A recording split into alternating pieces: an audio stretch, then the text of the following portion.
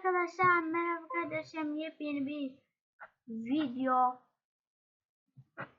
kanal açma bölümüne hepiniz hoş geldiniz. Şimdi YouTube'a giriyoruz.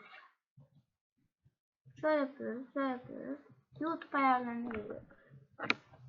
Sonra tüm kanalların gösteren veya yeni bir kanal oluşturuyoruz. Yeni kanal oluşturuyoruz. Kanalımıza verin diyoruz mesela. Böyle. Ondan sonra kategori, şirket, sanat, eğlence veya spor, şirket koyuyoruz veya kurum. Böyle şey. Kanalımıza aldığım yazıyorum. Mesela Kerem. Ben Kerem PvP koymuştum arkadaşlar. Öyle.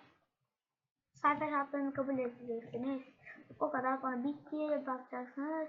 Sonra da kanalımız olacak. Görüşürüz.